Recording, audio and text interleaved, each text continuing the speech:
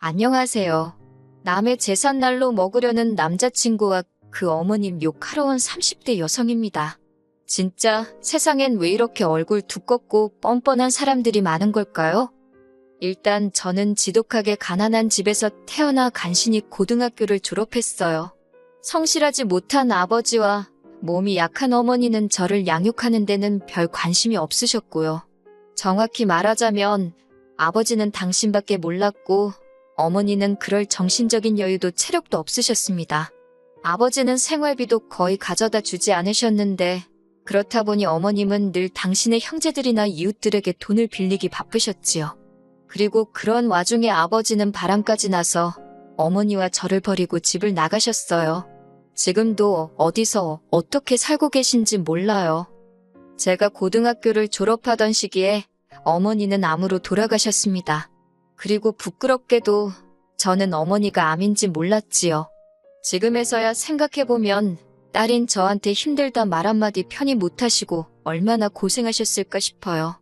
아무튼 힘들게 어머니 장례를 치르고 어머니 유품을 정리하다 제 이름으로 된 통장에 1,500만 원이 있다는 사실을 알게 되었습니다.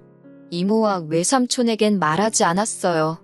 어머니가 살아생전 빌린 돈이 얼만지도 모르겠고 당장이라도 저한테 갚으라고 할까봐 무서웠거든요. 이후로 어머니와 살던 전세방 보증금 3천과 통장만 들고 무작정 서울로 올라왔네요. 제가 나고 자란 지역에서는 3천으로 방 2개짜리 전세가 가능했는데 서울에 오니까 물가가 장난이 아니더군요. 그래도 운 좋게 몇 날 며칠 동안 발품을 팔아서 그나마 해가 아주 조금 들어오는 반지하 방을 구했어요. 그리고 곧이어 아르바이트도 구했고요. 식비를 해결하기 위해서 햄버거를 점심으로 주는 햄버거 가게와 폐기된 도시락을 주는 편의점에서 일을 시작했지요. 하루에 12시간 내내 서서 일을 하니까 집에 오면 다리에 감각이 없는 것 같대요. 그래도 그때는 일단은 무작정 돈을 모아야겠다는 생각에 힘든 줄도 모르고 일을 했어요. 1년쯤 지나서는 햄버거 가게에서 같이 일하던 친구의 소개로 대형 프랜차이즈 뷔페로 가게 되었습니다. 주방 쪽 일을 하면 돈을 더 준다고 들었거든요. 그런데 돈을 더 받는 게 아니대요. 요리를 할 때마다 불에 데이고 기름에 데이고 그래도 하루 장사 끝나고 남는 음식은 싸가도 뭐라고 안 하니까 그건 참 좋더라고요. 그러다 제 인생에도 기회라는 게 찾아왔어요. 하루는 회사에서 기존 계약직이나 아르바이트생들만을 대상으로 정직원을 뽑는다고 공문이 내려왔거든요. 물론 솔직히 처음엔 별 관심을 두지 않았습니다. 고졸에 특별히 내세울 만한 기술도 없는 저였으니 제 자리가 될 거라고는 생각도 못한 거지요. 그런데 들리는 말이 학벌도 안 보고 나이고 기술이고 그런 것도 안 본다는 거예요. 그동안 보여준 성실성과 주변인들의 평가가 가장 중요하다고요. 다른 건 몰라도 주변으로부터 너 참 성실하다, 책임감 있다 소리는 많이 들었으니 어쩌면 내가 될지도 모르겠다. 그런 허무맹랑한 자신감이 어디서 나온 건지 모르겠지만요. 아무튼 그렇게 지원을 했는데 보란듯이 제가 합격을 해서 본사 소속 마케팅 팀으로 들어가게 되었답니다. 정말이지 서울살이 5년 만에 회사를 다니는 평범한 직장인이 되었다는 사실에 좋아서 몇 날 며칠 들떠서 지냈어요. 이후로 몇 년은 회사와 집만을 오가며 살았습니다. 삶에 대한 목표랄 것도 딱히 없었고 일 말고 달리 뭘 하고 싶다는 욕구도 크지 않았거든요. 그런데 그런 제가 동료들 눈에는 외로워 보였던 건지 언젠가부터 자꾸 소개팅을 하지 않겠냐고 저를 떠보더라고요. 사실 아버지에 대한 안 좋은 기억 때문에 남자를 만나고 싶은 생각은 전혀 없었는데 그렇다고 동료들한테 이런 이야기를 할 순 없잖아요. 그렇다고 무작정 안 한다고 하자니 그것도 괜히 미안하고 그래서 결국 첫 소개팅을 하게 되었는데 그 자리에서 남자친구를 만나게 되었지요. 이후로 어느 다른 연인들처럼 울고 웃으며 연애를 했습니다. 데이트는 일주일에 1번 내지 2번을 했고 말이 나와서 말이지만 비용은 거의 똑같이 반반씩 냈어요. 어린 시절 주변에 아쉬운 소리를 많이 하던 어머니를 생각하면 남에게 신세 지는 게 죽기보다 싫었거든요. 그리고 제가 또 연애를 해본 적이 없었으니 남자한테 얻어먹고 선물 받고 그러는 게 생소하기도 했고요. 그리고 그렇게 1년 정도 사귀었을 무렵 남자친구가 결혼 이야기를 꺼내더군요. 언제까지 숨길 생각도 아니었고 저도 안정된 가정을 꾸리고 싶었지만 막상 프로포즈를 받고 나니 제 이야기를 어디서 어디까지 어떻게 털어놓아야 하나 싶어서 바로 대답을 해주지 못했어요. 결국 남자친구에게 시간을 달라고 했고 이후로 며칠의 고민 끝에 처음으로 제 이야기를 털어놓았지요. 솔직히 제가 여기서 잘못하긴 했어요. 정직하게 말하지 못했거든요. 차마 아버지가 저와 어머니를 버렸다 소리는 할 수가 없어서 그냥 부모님 두 분이 이혼하셨고 이후로 아버지는 재혼을, 어머니는 운명하셨다고만 했네요. 이후로 어머니가 남겨주신 재산으로 서울에서 자리를 잡았다고요. 그런데 제 이야기를 들은 남자친구가 잠깐 말이 없더니 이내 저더러 많이 힘들었겠다며 어깨를 감싸주었습니다. 그리고 그런 남자친구의 태도에 이 남자라면 내 아버지와는 달리 평생 내 옆에 있어줄지도 모르겠다는 생각을 하게 되대요. 그래서 결국 저희는 부부의 연을 맺기로 약속했습니다. 제 경우 10년 넘게 꼬박 돈만 벌어 모았더니 모아둔 돈만 1억이 넘었어요. 그리고 회사에 입사하고 얼마 지나지 않았을 무렵 아파트 한 채를 샀는데 그게 또 많이 오른 상황이었지요. 아파트를 살 수 있었던 건 그게 지금으로부터 거의 10년 전이기도 하고 그때 부동산 값이 많이 떨어져 있었거든요. 그래서 살던 반지하에 보증금에 모아둔 돈을 보탰고 정규직으로 회사를 다니게 되니까 대출받는 것도 비교적 수월하더라고요. 그래서 과감하게 1억을 대출받아서 서울 강북에 있는 아파트를 하나 산 거였어요. 그리고 외에도 주식이라던가 약간의 재산이 있었기에 이리저리 계산해보니까 제 재산이 8억이 넘더라고요. 그렇다고 제가 남들 하는 거 다 하고 산 건 절대 아닙니다. 제주도 한 번을 못 가보고 커피 한 잔 마시고 싶은 거 꾹꾹 참아가며 모은 재산이었지요. 반면에 결혼하자던 남자친구는 가진 재산이라곤 달랑 6천만 원에 대출 낀 자가용 한 대가 전부였어요. 남자친구가 직장 생활을 거의 8년 가까이 했다 들었기에 처음엔 6억을 6천으로 잘못 들었나 싶을 정도였지요. 제가 좀 당황한 표정으로 그간 돈은 다 어디다 썼냐고 농담처럼 이야기하니 저랑 데이트하는데 썼다는데 그건 솔직히 말도 안 되는 소리거든요.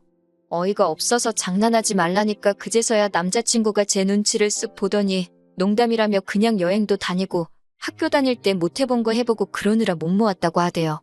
솔직히 제가 무조건 맞는 것도 아니고 남자친구가 무조건 틀린 것도 아니잖아요. 그래서 뭐라고 하지는 못했어요. 게다가 어쨌든 제 눈에 사랑의 콩깍지가 씌어 있었으니 집이야 내 아파트에 들어가서 살면 되는 거고 돈이 앞으로 모으면 되는 거지. 그렇게 생각하고 말았네요. 한편 결혼 이야기가 오가자 저도 전과 달리 다른 사람들은 어떻게 입고 다니는지 무슨 관리를 하는지 그런 데 관심이 조금씩 생기더라고요. 그러다 하루는 문득 거울을 봤는데 그동안에는 보이지 않던 제 거칠어진 피부와 푸석푸석한 머릿결이 눈에 들어오대요. 그리고 저도 갑자기 제가 왜 그런 생각을 했는지 모르겠지만 이렇게 사는 건 아니다 싶었습니다. 그래서 그 길로 집 앞에 있는 피부과로 향했어요. 근데 돈도 썩은 놈이 잘 쓴다고 뭐가 이렇게 비싼가 싶더라니까요. 그래도 눈 질끈 감고 200만 원짜리 피부 관리 코스를 끊었습니다. 그리고 이후로 미용실에 가서 두피 관리도 받고 무슨 영양 케어라나 그런 것도 해봤지요. 이튿날은 아침에 마사지를 받고 바로 네일샵으로 이동해서 손톱도 만지고 마지막으로 백화점에 가서 좋은 옷 한 벌 구두 한 켤레 그리고 가방도 하나 샀네요. 총 500만 원 썼어요. 돈을 써서 그런지 거울 속 제 모습이 낯설지만 보기 좋더라고요. 기분이 한껏 좋아져서 의기양양한 태도로 남자친구를 만나러 갔지요. 남자친구를 만나자마자 나 어떠냐고 물어봤어요. 알아봐줬으면 하는 마음이 있었으니까요. 그런데 남자친구가 저를 보더니 조금은 놀라고 당황한 눈치였어요.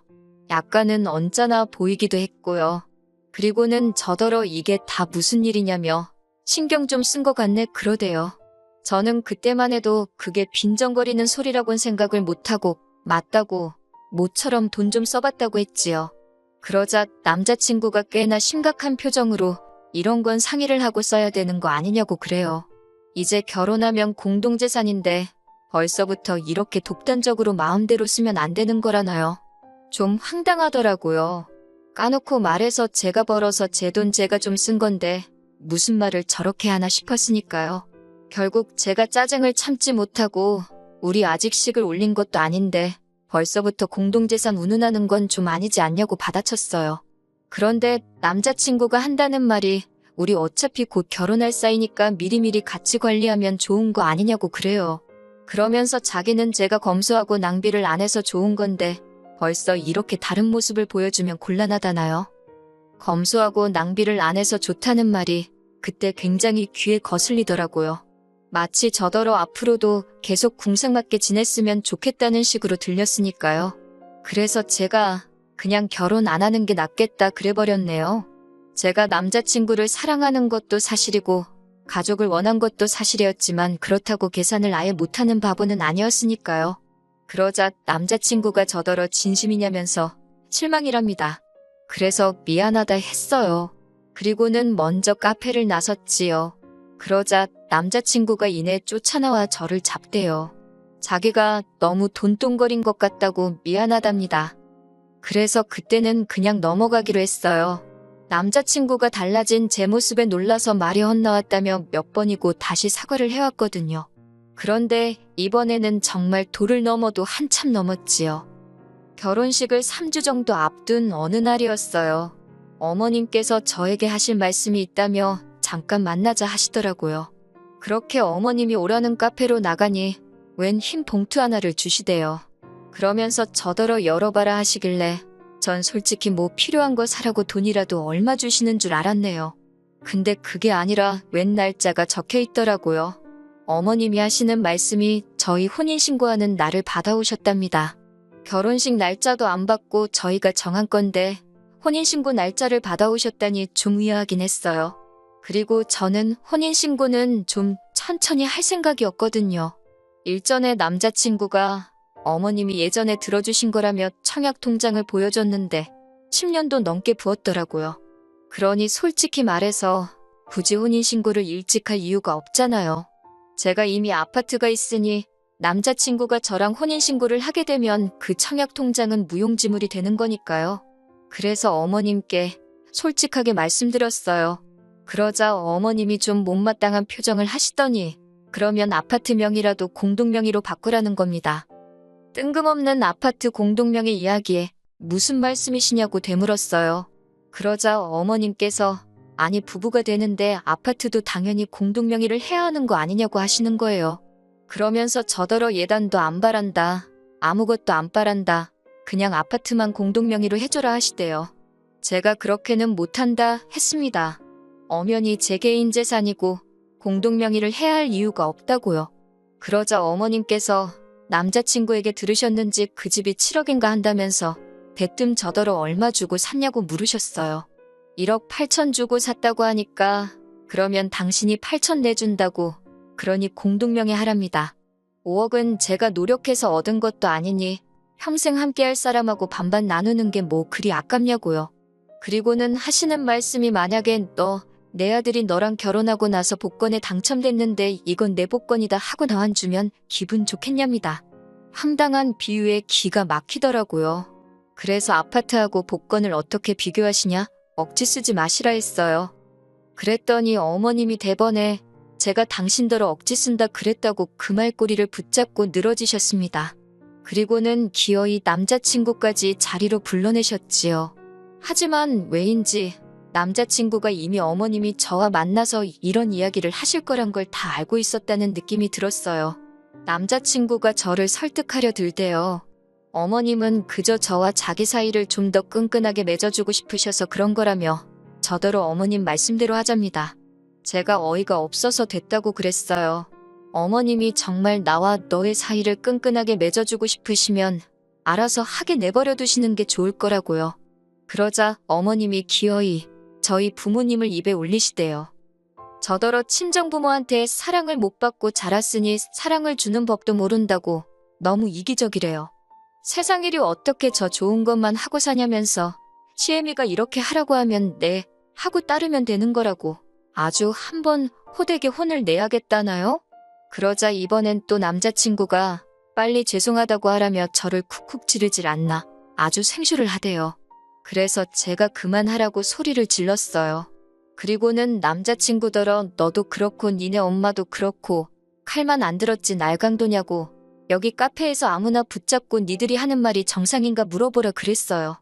결혼도 하기 전에 공동명의부터 이야기하는 게 제정신이냐고 그러면서 어머님한테 져주신다는 그 8천으로 아드님하고 복권이나 사서 실컷 긁으시라 그랬어요. 둘 중 한 명 죽기 전에 한 장은 당첨될지 누가 아냐고요. 있는 대로 퍼붓고 나서 집에 들어오니까 남자친구가 미친 듯이 전화를 해대고 문자를 해대고 난리도 아니대요. 제가 전화를 받아서는 우린 이대로 끝난 거니까 더 연락하지 말라 했습니다. 그러니까 청첩장도 다 찍었는데 이렇게 나오면 곤란하다나 이런 것도 위자료 청구가 된다나 어쩐다나 진짜 누구를 뭐로 보나 싶어서 한번 제주껏 위자료 청구해보라 했습니다. 그러니까 그새 또 태도를 바꾸고는 자기가 말이 심했다며 미안하다는데 진짜 뭐 이런 놈이 있나 싶대요. 그래서 니네 엄마한테 고맙다고 말씀드리라고 어머님 아니었으면 잘못 코 깨일 뻔했다고 꼭 고맙다고 말씀 전하라고 소리빽 지르고 전화 끊어버렸지요. 이후로 한동안 남자친구는 계속해서 연락을 취해왔어요. 하루는 제 회사 앞에서 기다리고 있기도 했고요. 그런데 제가 눈길조차 주지 않고 아주 무시를 해버리니까 이젠 지도 지쳤는지 연락에 빈도수가 뜨문뜨문해지네요. 다행이지요 뭐. 아 그리고 어머님은 저더러 애미 없는 티내고 살지 말라고 뭣도 아닌 문자를 보내오셨더라고요. 그래서 저도 어머님한테 뇌 없는 티내지 말고 나이값이나 하라고 답장해드렸지요. 저 정말이지 다짐합니다. 정신 똑바로 차리고 지금처럼 잘 먹고 잘 살 거라고요.